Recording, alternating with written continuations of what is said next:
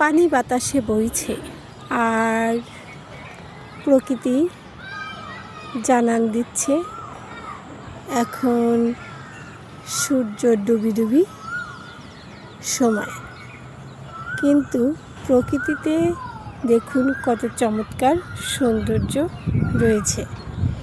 এগুলো দেখতে দেখতে মনে হলো, যেহেতু মাহে রমজান একেবারে শেষ প্রান্তে চলে এসেছে, সবাই আজ শবে কদরের রজনী নিয়ে আবেগ আপ্লুত। কেউ কেউ প্রার্থনায় ব্যস্ত থাকবে, কেউ কেউ যার যার কাজ নিয়ে ব্যস্ত থাকবে। সকল কাজের মধ্য দিয়ে এগিয়ে যাবে। আর আমিও সুন্দর প্রকৃতি দেখতে দেখতে বলতে চাই, এই পবিত্র মাহে রজনী, শবে কদরের রজনী আবার 1 বছর পরে আসবে। যেহেতু আমরা সবাই চেষ্টা করব যার যার মতো করে আমল করার। যারাই দেখছেন, দেখুন দেখতে কতটা সুন্দর ছিল কিনা জানি না, তবে আমার কাছে প্রকৃতি ভালো লাগে।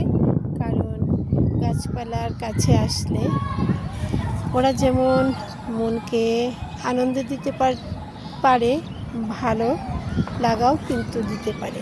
কোনো মানুষের যদি কোনো কারণবশত মন খারাপ থাকে, এরকম যদি মুক্ত হাওয়ায়, মুক্ত বাতাসে, খোলা জায়গায়, প্রকৃতির মাঝে কিছুক্ষণ বসে থাকা যায়, তাহলে দেখবেন অনেকটা স্বস্তির বিষয় এবং ভালো লাগার বিষয়।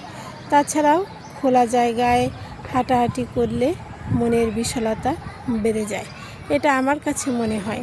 আপনাদের কাছে কেমন মনে হয় জানি না, তবে খোলা মুক্ত বাতাসে, মুক্ত জায়গায়, বিশাল দিগন্তের মাঝে নিজেকে খোঁজার চেষ্টা করুন, দেখবেন কত চমৎকার।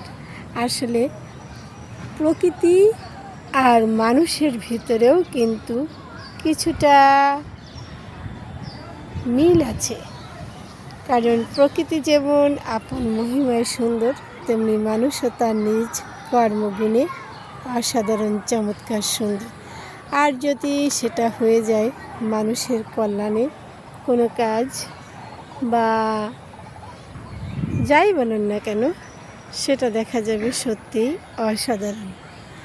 আর যেহেতু মহান আল্লাহ তাআলা মানুষকে শ্রেণীবিভেদ করেই সৃষ্টি করেছেন, এটা আমার কথা নয়, কোরআনের কথা, হাদিসের কথা।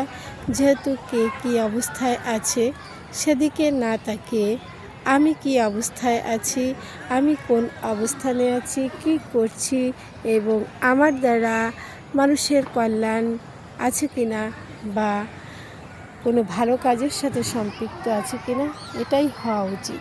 সবার জন্য অনেক অনেক অভিনন্দন, অফুরন্ত শুভেচ্ছা।